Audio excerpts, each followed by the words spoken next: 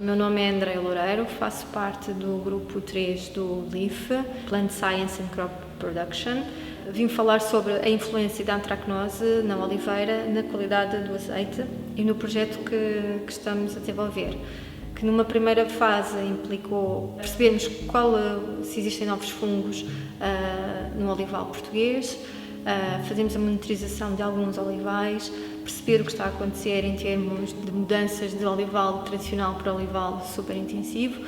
Pretendemos monitorizar a antracnose em olivais, pretendemos recolher amostras em vários estados de maturação, verificar se temos o fungo lá presente, que grau de antracnose é que temos, que grau de doença é que se tem e assim perceber qual a qualidade do azeite virgem obtido. Se existem diferenças, se não existem diferenças, isto para ajudar numa melhor produção e menos aplicação de fungicidas.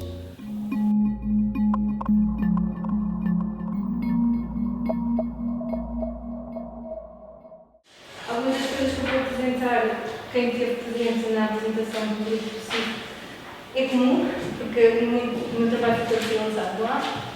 E em 2004 iniciei o doutoramento, tal como a Luísa disse, com o tema de caracterização da resistência à antracnose dos frutos verdes cafeeiros.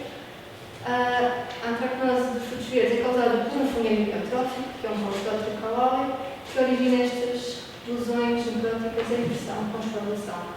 E é um dos principais fatores limitantes da cultura de cafeeira arábica em África, em altitude, e as perdas de produção podem atingir 80%.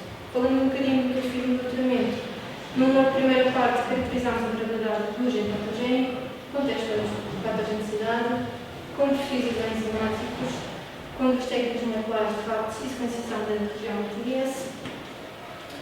Sumariamente, não encontramos diferenças em agressividade nos dois lados que nós testamos. Encontramos diferenças em agressividade, mas não encontramos diferenças fisiológicas. Encontramos uma enzima que poderia ser promissora em diferenciar os isolados de acordo com a toxicidade, mas a nível molecular, para aqueles marcadores que nós usamos, não foram encontradas diferenças. Uma outra parte, para mim é bastante interessante também, foi a caracterização da resistência ao nível citológico, neste caso usando uma variedade resistente contra uma variedade sujetiva, utilizando a microscopia óptica de campo claro de fluorescência, conseguimos ver o crescimento profundo das partes da planta, e por outro lado, utilizando a microscopia eletrónica de transmissão, nomeadamente para fazer a imunopolização de alguns compostos. Segundo dizendo, isto é programático resistente, podemos ver o crescimento do fungo, modo rápido das células, acumulação de compostos fenólicos. Em termos de ultraestrutura, conseguimos ver também o crescimento restrito do fungo, isto são sequias de fragmentação, a acumulação de compostos eletroladentes que vão indicar a deposição de compostos fenólicos, entre outras gradações das membranas celulares. Passando do doutoramento para o pós-doc, mudei de fundo, e de um bocadinho de modelo. Passei então a estudar os genes expressos durante o processo de infecção do cafeeiro, agora à Emularia Postatrix. O meu programa de pós-doc foi depois inserido num projeto de FCT, que é coordenado pelo Dr. Pedro Caminhas. Para quem não saiba, a Emularia Postatrix é um fungo biotrófico que causa a fungologia laranjada, como podemos ver aqui. Também é bastante importante na cultura da cafeeira arábica, em quase todos os países que cultivam este produto. Origina estas massas, estes esporos orelixóides, como podemos ver aqui, causa a queda das folhas e perda de expressão lá nos 30%. Mas desta vez fomos ver que a Emularia, a interação Emularia-café segue um modelo muito específico, que é o gene-a-gene. E no meu caso estávamos mais interessados no fungo propriamente dito, neste caso da interação. Sendo um fungo biotrófico, a Emularia possui características únicas, depende das células vivas da planta para se reproduzir, para crescer, e também desenvolve estruturas muito especializadas, como são o caso dos alstórios. E pensa-se, depois acabamos por perceber que não só nos alstórios começa o diálogo entre a planta e o fungo, mas estas estruturas são muito responsáveis pelo uptake de nutrientes, pelo metabolismo de crescimento do próprio fungo e ajudam também à supressão das defesas da planta. No meu caso, nós queremos identificar genes expressos em processos-chave do desenvolvimento da inovação, nomeadamente na formação dos relatórios e também nos acessórios. Numa primeira fase, isto tudo queríamos descobrir genes ligados à patogenicidade do fungo. Numa primeira fase ainda não havia sequenciação em massa, daí que nós tínhamos ido procurar homologias com genes que já eram conhecidos de outras frutas, nomeadamente a Aromyces entre outras. E tentámos estudar esse gene em algum processo de mutação. Depois, inserido no projeto do IFCT, também em colaboração com estas instituições, nomeadamente o Genoscope, o MPA, depois o OBI, que agora está para a CE3C, e isto também no CIF, claro, conseguimos ter 3 bibliotecas de sequenciação em massa, 454. Uma primeira que fizemos diz respeito aos relatórios, que estão aqui dentro das células. Era uma biblioteca enriquecida em relatórios. Depois tivemos também uma biblioteca onde tínhamos só tubos germinativos, que deram origem a tubos germinativos, e uma outra onde tínhamos a predominância dos apressores. Tudo isto foi obtido in vitro, são estruturas obtidas para o vitro. Se temos a OCM ligado à mutação funcional, vimos que eram as proteínas secretadas, e estas proteínas são importantes porque algumas delas são consideradas efetores e são importantes na história da patogenicidade. Identificámos cerca de 9.000 genes e 516 transcritos que identificavam potenciais proteínas secretárias. O que se fez também foi, como não seguimos a teoria do gene-gene, temos cafeeiros com vários genes de violência, ou de suscetibilidade neste caso, tentámos perceber se o gene que nós estávamos a estudar poderia corresponder a algum gene ligado à suscetibilidade ou à assistência na planta. Fomos estudar por real-time nestes time points. Isto foi sempre tudo monitorizado a nível psicológico. Fomos monitorizados neste time point a expressão dos genes que nós queríamos estudar. Estudámos alguns ligados com as quitinas acilasas, com o proteína de açúcar e também os genes ligados às small secreted proteins. Em relação ainda aqui à parte do indivíduo e do in vivo, começámos pela análise das nossas bibliotecas, percebemos que o diálogo entre a planta e o fungo começava logo aqui. E também porque noutras interações se percebeu que as plantas desenvolvem uma chamada reação de hipersensibilidade logo assim que há o contacto do acessório com as células da planta. Então, por que não tentar encontrar, estes aqui eram desenvolvidos sem membranas de cloro, por que não tentar encontrar um método em que os apressórios estavam a ser desenvolvidos na planta? Isso foi nos últimos trabalhos que fiz. E, basicamente, o que nós fizemos foi inocular uma folha. Numa primeira amostra raspámos e depois numa outra usámos uma técnica muito básica, que é começar com os verniz, destacar os verniz e usar isso como nossa base para fazer a extração do membrana, em comparação com as membranas de flor. Observamos, isto são imagens de bioanalyzer, que a qualidade do nosso RNA tipo verniz, neste caso, era superior às amostras que nós tínhamos raspado, e então também fizemos testes para saber se este RNA era adequado para os estudos do RNA e verificou-se que eram tão bons quanto os professores obtidos pela membrana muscular. Este foi o último trabalho que eu fiz. Entretanto, participei também em vários projetos de TCT que existiam no CIF e também em vários projetos laterais. Ainda estou ligada a um projeto com a China que soltava para o Enes. E, entretanto, submetemos esta proposta que se tem por título The Second Olive Oil Technology Cultivar Pathogenic Reactions and Their Effect on Olive Oil Quality. Basicamente, como podem ver, insere-se claro no grupo 3 do LIF e nesta linha temática da azeitona e do azeite. O que é, para quem não sabe, a antracnose da oliveira é causada por fungos das espécies Coleoptera e também de Coleoptera esporioides, ataca os frutos quando estão maduros, provocando significantes perdas, um azeite virgem de qualidade baixa com elevada acidez e com sabores diferentes do normal. Também as azeitonas que são usadas como comerciais de mesa estão danificadas, então não podem ser utilizadas. Em Portugal, a doença tem uma grande incidência e uma grande severidade, especialmente nas cultivares que são mais apreciadas. E o que é que nós pretendíamos o que é que eu pretendia com esta proposta? Primeiro, fazer a avaliação dos perfis de violência e dos isolados de coletótrico em cultivares selecionadas, com diferentes níveis de resistência, tolerância e suscetibilidade, estudar o desenvolvimento patogénico ao longo do tempo de infecção, fazendo uso de diversas técnicas histológicas. Como podem ver, existe aqui um grande paralelismo com o que eu já tinha feito anteriormente. Descobrir genes que estejam diferencialmente expressos em cultivares que são afetados por antracnose e fazer a sua caracterização em diferentes plantas, em diferentes cultivares, em diferentes interações.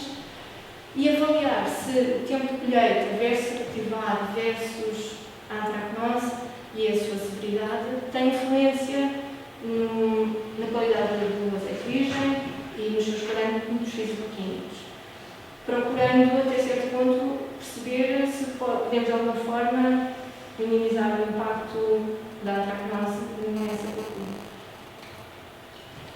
Fazer um bocadinho, explicando as tarefas a como propus. Primeiro, estudar os perfis de agressividade em diferentes tipos de cultivares. Numa primeira fase, isto está ainda agora em curso, fazer o update da coleção que existe nos lados, tentando cobrir algumas regiões geográficas. Os últimos estudos que têm sido feitos entre 2004 e 2007 mostraram que existia uma grande diversidade genética no coletótrico, nomeadamente na região do Algarve, onde eram encontrados cerca de 5 grupos pertencentes à espécie de Coletótrico sensuato. Isto foi tudo renomeado e os grupos que se chamavam A2, agora Coletótrico ninfae, o A3 Coletótrico urinae, o A4 Coletótrico odesse, o A5 Coletótrico senso stricto, o A6 Coletótrico rimboforme. E no Algarve encontrávamos quase todos na mesma proporção e também os lados Coletótricos superiores. No resto do país, o A2 era o mais prevalente, sendo o A4 também tendo maior expressão em Trás-os-Montes. Sabe-se também que noutros países o que é que eu quero agora perceber é esta diversidade genética está-se a manter, estes perfis, esta estrutura geográfica está mantida, ou seja, noutros países já se percebe que há novas espécies a aparecer, a distribuição das espécies também está a ser diferente. Estão novas espécies a aparecer nos nossos olivais. Neste momento já tenho 60 isolados, foram obtidos de diferentes regiões geográficas, mas aqui surgiu um problema. Nós fizemos a candidatura e a bolsa começou no final de dezembro e início de janeiro. Ora, em termos de cultura da azeitona, foi um timing péssimo, porque ela começa mais no final do verão, outono, então tivemos que arranjar formas de trabalhar. Comecei pelo fundo, não é? Fomos a correr algumas zonas, tentar ter azeitonas que ainda se encontravam perdidas e para fazer a renovação das culturas para começar a fazer esta tarefa. E assim fomos ao Algarve e algumas pessoas aqui do Alentejo. O Pedro também foi a esta zona, também tirou algumas azeitonas, por isso a representatividade é relativa neste caso, mas tem a ver com a disponibilidade do material. E, curiosamente, este mapa que nós temos aqui reflete as diferenças existentes entre o recenseamento agrícola que existiu em 99 para o recenseamento agrícola que existiu em 2009. Não representa a cultura do olival por si só, mas é curioso ver que a região do Alentejo existe um aumento, o verde é um aumento e as mais escuras, cor laranja, significa uma diminuição do olival, e aqui também uma diminuição do crescimento. Tenho que agradecer ao professor Pedro Sena que nos ajudou a fazer a construir este mapa. Isto significa que os olivais também estão a mudar. Aqui, atualmente, vê-se muito olival super intensivo e acho que acaba por ser interessante perceber que tipo de fungos existem, de espécies que estão aqui presentes. Nestes isolados encontramos 4 espécies diferentes. O Coletótrico Sense Street, mais uma vez, só encontrei aqui no Algarve, mas lá está, a maior representatividade dos isolados aqui, eu tenho cerca de 50, enquanto os outros 10, por isso. Mas encontrei muitos aqui. Depois, o Coletótrico Monfai está presente em todas as regiões. O Bandeixa está presente no Algarve e também presente aqui na Beira. E o Coletótrico Grosso está presente no Algarve. Uma outra tarefa que está em curso é a monitorização de 3 olivais mais tradicionais que têm diferentes condições de produção. Neste caso, fomos ao campo, recolhemos a amostra e depois bloqueámos em MFDA. É a Vila Viçosa de Tavira. No caso de Vila Viçosa, sendo um olival que não está cuidado, que está mais ou menos ao abandono, conseguimos perceber, isto em termos do fungo, não é? Que ele ainda se encontra presente nos ramos, isto foi logo as primeiras amostras, em ramos do ano anterior e em ramos do ano. No caso deste ano, em ramos do ano anterior e ramos mais velhos, e também em flores. Por isso o binóculo está lá sempre presente. No caso do olival de Elvas, que já é um olival mais cuidado, com aplicação reduzida, estatal, já não acontece isso, já não temos a presença do fungo em dezembro, nós encontramos, e em muito menos proporção, só aqui em meninos e em folhas, nesta última planta. E em Tavira, fomos buscar a amostra da Estação Experimental de Tavira e nunca foi encontrado o fungo. Isto são tudo isolamentos com métodos culturais. Conseguimos também ir a Santarém, uma quinta da Escola Agrária, onde temos um olival super intensivo e onde tínhamos vários cultivares. Mas neste caso torna-se difícil irmos aos métodos tradicionais de cultura integrada. Por isso a nossa ideia, e também conhecer algum aluno que queira fazer, temos muito trabalho, era desenvolver um método baseado nas técnicas de DNA, depois em PCR, para tentar detectar o fungo numa fase precoce, para perceber quando é que se pode, por exemplo, aplicar um fungicida, quando é que pode ser interessante fazer algum tipo de aplicação. Por outro lado, a variação da agressividade em diferentes cultivares patogénicos vai ser feita com a inoculação de flores destacadas e de frutos. Vai ser também visto a disseminação dos comíveis e a redução de infusão de pressórios. Sabia-se que em 2011, 2013, os isolados mais agressivos pertenciam ao grupo A2 e A5 do Coletótrico acutado sensuato, neste caso Coletótrico monfai e Coletótrico acutado sensutricto, sendo as variabilidades os cultivares mais suscetíveis a curançosa, a massinilha de Tavira e a bala vulgar, as mais resistentes a azeitoneira, a balanqueta, a vermelho de freixo e o pau. O que queremos saber é, continuam estes grupos a ser os mais agressivos?